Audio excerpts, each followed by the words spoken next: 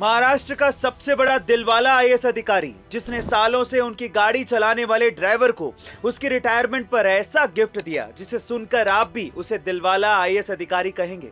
दरअसल आईएएस अधिकारी जी श्रीकांत को जब पता चला कि पिछले 35 सालों से आईएएस अधिकारियों की गाड़ी चलाने वाले ड्राइवर दिगंबर थक जी रिटायर होने वाले हैं, तो जी श्रीकांत जी ने सबसे पहले फूलों से उनकी गाड़ी को सजाया और खुद गाड़ी चलाकर सुबह सुबह ड्राइवर के घर पहुंच गए और वहां जाकर ड्राइवर को पिछली सीट पर बिठाया और दिन भर उस आईएएस अधिकारी ने खुद ही गाड़ी चलाई और ड्राइवर जी पिछली सीट पर आराम फरमाते रहे। यही नहीं, दिन ढलने के बाद ड्राइवर को विदाई देने के लिए आईएएस अधिकारी ड्राइवर को घर तक छोड़ने भी आए थे।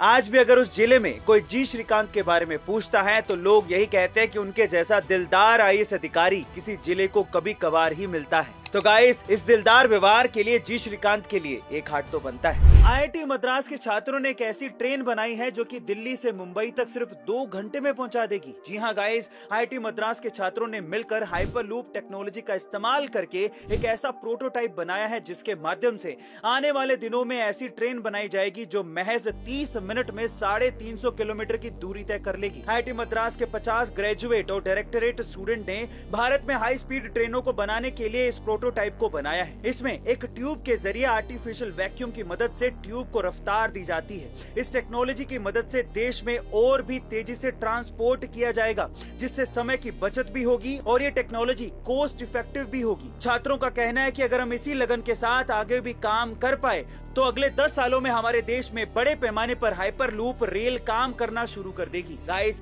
क्या आपको लगता है कि ये सपना हमारा पूरा होना चाहिए? कमेंट सेक्शन में जरूर लिखिए। महज 5 साल की उम्र में उसने अपने पिताजी को खो दिया। घर की और छोटे भाई बहन की जिम्मेदारी होने की वजह से उसने खाना बनाना सीखा और महज 7 साल की उम्र में उसने खाना स्पेशली चिकन बनाना सीख लिया था।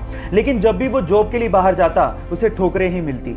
जॉब ना होने की वजह से शादी के बाद उसकी पत्नी भी उसका साथ छोड़ के चली गई और 60 साल की उम्र तक आते आते अपना पेट पालने के अलावा उसने कुछ नहीं किया।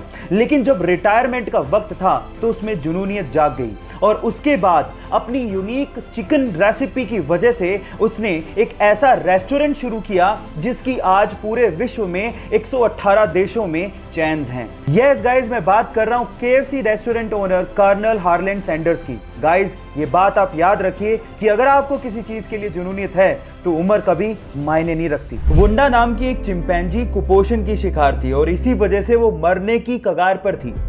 तब उसे जेन गुडोल नामक एक महिला अपने चिंपैंजी रिहैबिलिटेशन सेंटर पर लेके आ गई और उसकी खूब सेवा करी।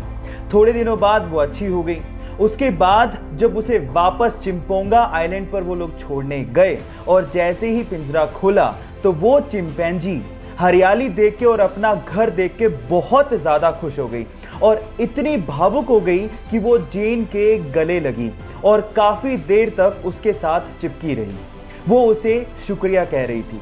गाइस, अगर इंसानों को अपना अस्तित्व बचाना है तो हमें इन जानवरों को, पशु पक्षियों को, प्रकृति को बराबर का दर्जा देना होगा और उनकी केयर करनी होगी, तभी हम बच पाएंगे।